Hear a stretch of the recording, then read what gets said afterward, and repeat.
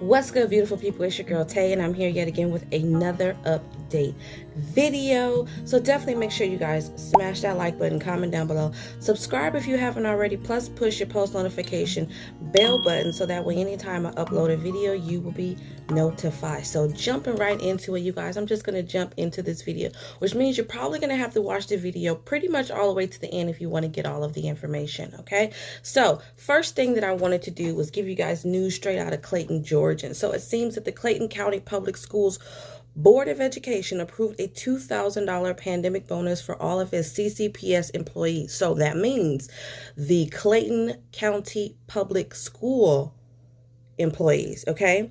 Funds should be paid out by the end of March, so March 31st. This is a one-time pandemic bonus as a show of appreciation for the dedication shown to the students and the school system.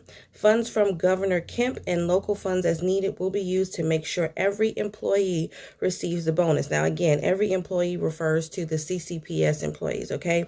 Funds will be given in a payment separate from their regular end of the month compensation that they get. You will get this payment separate from that, okay? And it also talks about plans to reopen safe face-to-face instruction in the near future. So a little sidebar about that. You guys know I'm in the state of California, and out here I've been seeing a whole lot of notifications saying that I guess in certain counties in California that the numbers are dropping when it comes to the number of people who are getting sick, and they're starting to really consider reopening the schools. And I was curious to know how you guys feel about that. I'm not exactly comfortable with that. I know there's a lot of people that are for it out here. There are people who are protesting, mainly parents who are protesting, saying that they want their kids to go back to work. Now, I'm going to just keep it 100 with you guys because you know that's what I do. I feel like there's some parents that are legitimately in a bind, who have situations where they don't have family support, and they definitely need the school system to be in place so that they can go out there and find a job and work while their children are in school, because that is the only child care that they can afford. You know, it's free. But I also feel like there's quite a few parents who are not necessarily in need, who are just lazy, who are just ready to get back on the sitting at home doing whatever it is that they were doing while their kids were in school, and they're pushing for this to open. So I mean, I guess right about now, it really just depends on what the school board decides. But I know for myself, and I've said this to you guys before, I personally am no way, shape, or form comfortable sending my children back to school anytime soon. You know what I mean? I'm not willing to sacrifice my children's health and safety in an uncomfortable learning environment with everything that they've been talking about. And I encourage you guys to do your research for those of you who are really inclined to be on the safe side. Do your research, because like I said, they're talking about smaller classes. The classrooms are already overfilled, so that's not a bad thing. But the fact that they're going to be smaller classes, the fact that my child is going to be sitting in, it's going to be like a cubicle structure. They're putting plexiglass, whatever they call it, around their actual desk. So it's like they're basically sitting inside. To me, it looks like a little prison cell, even though it's see-through. I feel like that's just uncomfortable. They have to wear the mask the whole 8 hours. I don't know about that, but moving on. The next thing that I wanted to tell you guys about, I wanted to give you guys a little bit of clarity in the state of California when it comes to the California Golden State Stimulus. So you guys know that it was approved Monday, and then it was signed into law on Tuesday, which was yesterday. So I've still gotten some conflicting information about how the funds are going to be distributed. One thing that I did want to clarify, because you guys keep asking me the same questions, this is why you have to watch the video all the way to the end so you can get the information that you're looking for. But if you are a person that is receiving Social Security, SSI benefits, CalWorks benefits, cash, welfare to work, you will be eligible to receive the Golden State Stimulus. Now, they're still trying to work out the timeline as to when and how they can distribute the funds for those who are receiving the SSI benefits. For those who are receiving CalWorks benefits, one article said that we will be receiving that you will be receiving a debit card around mid-April, but that timeline could still possibly change depending on if they're able to finalize all of the details in time. But then another article said that you receive the one-time $600 payment on your EBT card. So like I was telling you guys yesterday, I would encourage you to just keep watching the news. You know, I'm going to keep updating you as that information becomes available, and just be on the lookout for either a debit card or an extra $600 boost on your EBT card in mid-April. Other than that, there's no other information for that. If you are eligible under the first rule, which basically is that you earn $30,000 or less and you qualify for the California state earned income tax credit, I did reach out to a CPA to see how they were going to do that, because again, I saw an article that said that you would need to amend your refund if you've already filed it. So when I called in, the CPA told me that that's not necessary, that they would do some type of amendment on their end, and then they would disperse those funds to you within a month after filing your refund. Okay. Now, if you haven't filed your refund, then I'm not talking to you, okay? But that's all I have for that right now. So for those of you who kept asking,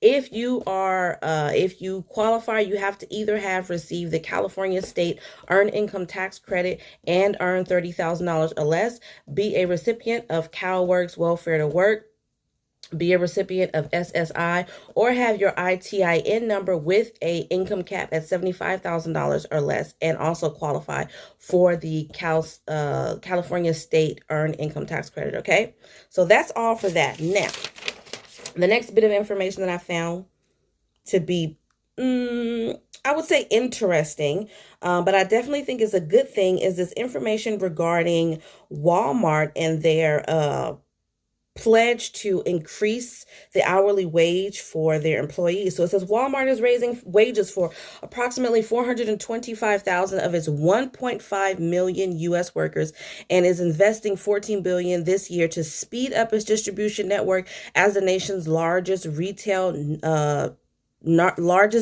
navigates vast industry changes that were accelerated by the pandemic. Okay.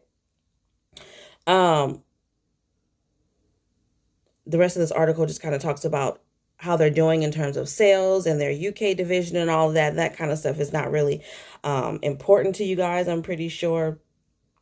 But I want to get to the part about, well, basically they're looking to, Walmart said Thursday it's raising its average hourly wage to more than $15 per hour for and up from more than $14 an hour. The pay raises will be concentrated in the online stocking roles starting March 13th. Pay for workers in those jobs will increase to between $13 and $19 an hour based on the store's location. Walmart raised its starting hourly wage from $9 to $11 not too long ago, and that starting wage will remain. Amazon and Target have already increased hourly wages to $15 for all workers. So the reason why this information I thought was relevant is because one thing that I'm going to tell you guys, which I feel like we all pretty much should have burned into our brain right now, is that you definitely want to be on the lookout for any good earning opportunities. I don't know what your individual situation is, whether you have kids, you don't have kids, you have a babysitter, you don't have a babysitter.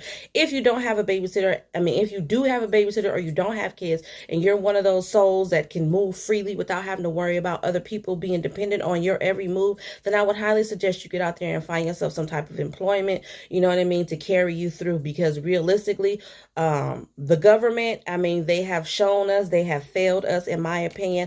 I just don't see a whole lot more coming from them once they pass this final package, and we're still waiting on that. The funny thing to me about all of these different stimulus ideas and packages and stuff is that they'll pass them just like the California stimulus, but then you still got to wait over a month to get it. But they're so concerned with how we're putting food on the table. I would think that if you're trying to get money out there to the people, that you would be trying to figure out a way to get it out there to them as quickly as possible. Now, I'm not sure why they can't utilize the same system that they used to get the federal stimulus payments out there, but I just don't understand it. A lot of states are even still waiting to be approved for the pandemic EBT. So, I'm going to start introducing to you guys slowly work from home opportunities and other employment opportunities that I feel are relevant to helping you earn a decent living. Okay. It's up to you whether or not you want to take that information and actually utilize it. I'm not forcing you, but I do think that the least that I can do is provide that extra information to you guys for those of you who want to use it. All right. Now, moving on, the last thing that I wanted to give you guys is the names of the states that have currently been approved for February, but have still yet to receive their payout. So I'm going to give you those states as well as their payout dates. Let me just do a quick check right now just to see if nothing has changed in terms of pandemic EBT.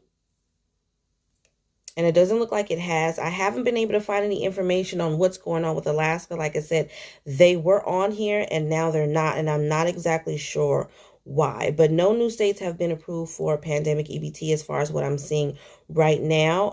In terms of emergency SNAP for the month of March, the only state so far that I have seen is still Wisconsin. Okay, so for February, the states that have been approved for the months for February, but have yet to receive their payment. So I have California. We are expected to receive ours March 7th.